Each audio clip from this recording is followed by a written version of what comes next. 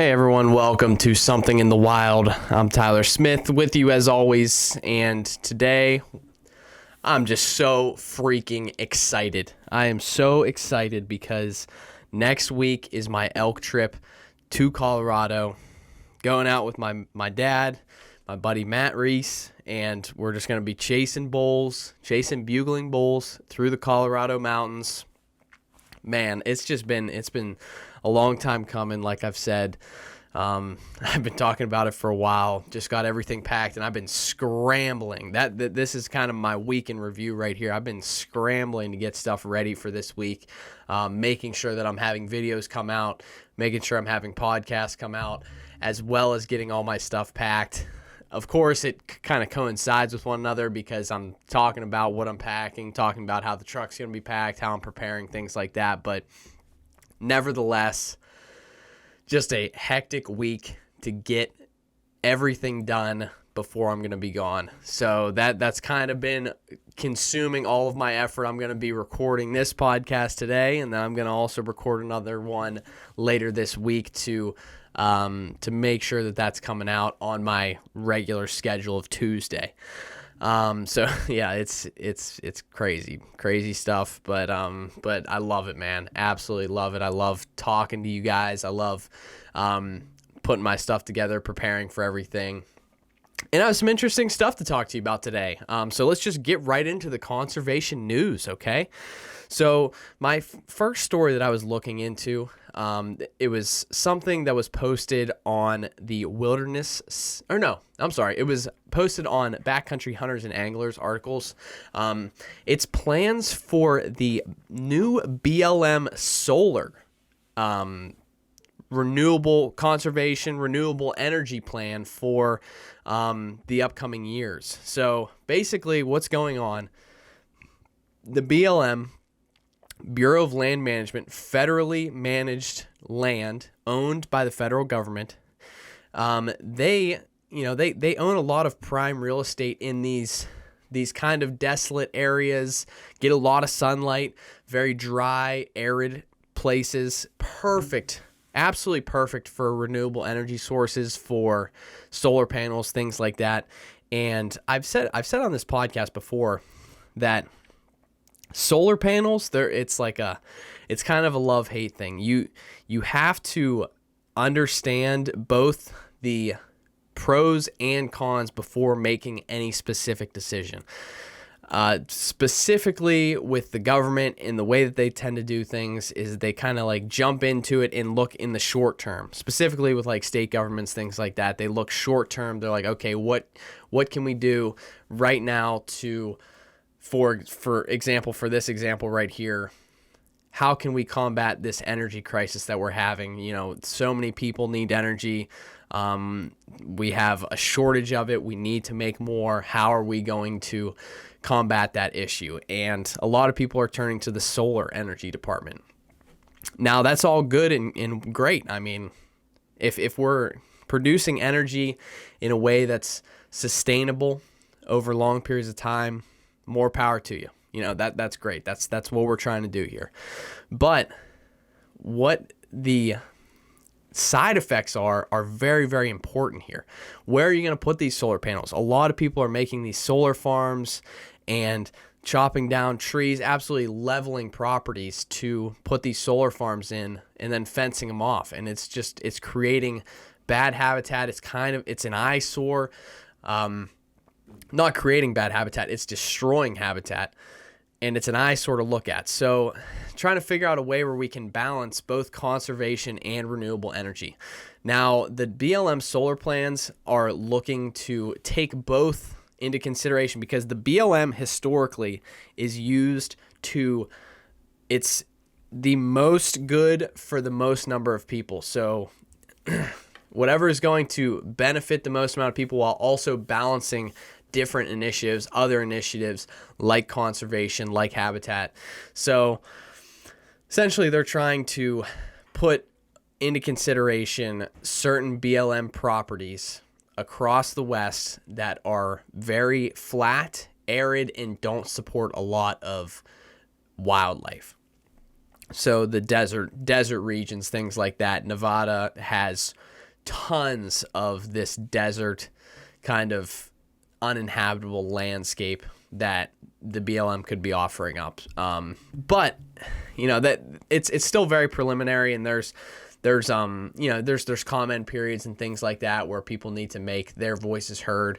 But right now, the biggest thing for hunters and anglers and conservationists need to make sure that we all have a seat at the table whenever these decisions are being made. So you want hunters, you want anglers, you want recreationalists, campers, tribal members, people of certain Native American tribes in those areas. You need to make sure that they have a say in these decisions that are being made for these public lands.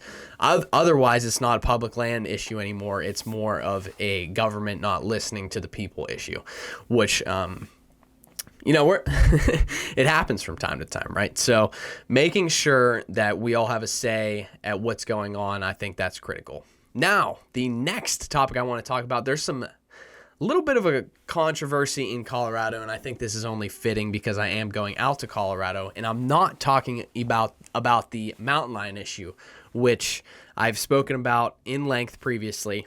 And I'll probably talk about it again next week because I will be out there. So it just makes sense. Another issue in Colorado is their stream access issue. So the problem here is Colorado has long been considered one of the worst states for stream access in the West. So Colorado does not allow the public to access streams that were deemed navigable at the time of statehood. So all historically navigable rivers are unavailable for the everyday person. If it's private property on either side of the river, that river you cannot access it, which is absolutely absurd because most states, whenever the river is deemed navigable, historically speaking, you're allowed access to it up to the high water mark. So you're allowed access, and that opens up a huge chunk of recreational opportunity for everyday people that want to go fishing, that want to go boating, that want to float down the river, kayaking, canoeing, things like that. And whenever you take that away, I mean, it severely limits your recreational opportunity, especially on rivers that have historically been used for trade and for travel. It's pretty ridiculous in my opinion because this hits deep for me because around Pennsylvania, that's kind of like a safe haven for recreationalists, for fishermen and people that want to float down the rivers, which is like a serious passion of mine. It's, floating down rivers. I think it's so much fun. And whenever you're not able to do that on water, how can a landowner own the water? It just doesn't make any sense to me. So what BHA is doing right now, Backcountry Hunters and Anglers, they're taking action along with the American Whitewater organization to urge Governor Jared Polis to take action on the stream access. So they're lobbying with the governor, trying to see if they can make changes. And you can look into this problem on BHA's website. They have a lot of information about it, and they'll also give you the correct people to be reaching out to, specifically Governor Polis. So be sure to check that out. That's, again, on BHA's website. I'll link that in the description so you guys can take a peek and see what you guys have to say for it. And last but not least, on the conservation news side of things, there's a new proposal, and this is some good news here. A new proposal to designate the, I hope I pronounce this right, Sattitla National Monument in Northern California. So Senator Alex Padilla of California has just introduced this National Monument Establishment Act.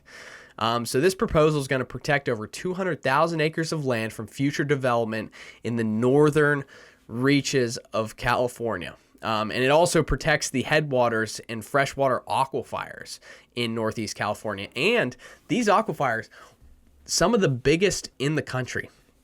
Now, I don't know if you guys are aware, but California is in desperate need of clean water. They are running out of it very quickly. I feel like, you can kind of take the picture image of California, like some neighborhood with a empty swimming pool because, water shortages, things like that. I mean, California is mostly desert. So, and the amount of people that live there, it's hard for them to find enough water for all of these people that are living in California. So to protect this specific parcel of land from development and making sure that water remains clean is crucial.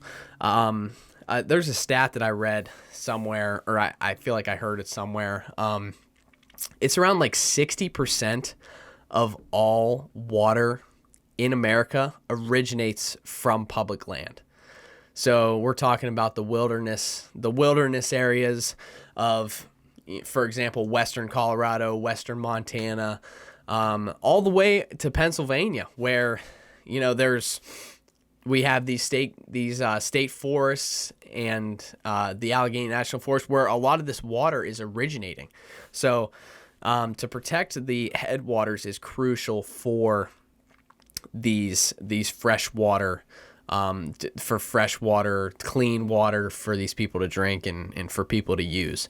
Not to mention that this area, this national monument, is the native homelands to a couple tribes, the Pit River tribe, the Modoc, the Shasta, Karuk, and Wintu. All those tribes kind of originated around that area, native homelands around that area. So good on the governor or the senator of California to introduce that act. Hopefully it gets passed. And again, link will be in this description to figure out who you need to be reaching out to help out with that issue. Now, let's move on to this week's outdoor activities. So this week is arguably the start of the best time of the year. Unarguably, in my opinion. But, I know some people like the summer, some people like the spring, things like that. I love the fall. Even more than I love the fall, I love camping in the fall. Nothing better because, A, the weather is cooling down so you can have a fire. You can enjoy your time outside and not be sweltering hot. It's so comfy to snuggle up in a sleeping bag in the tent and just relax and enjoy the quiet, still, cool air of the fall.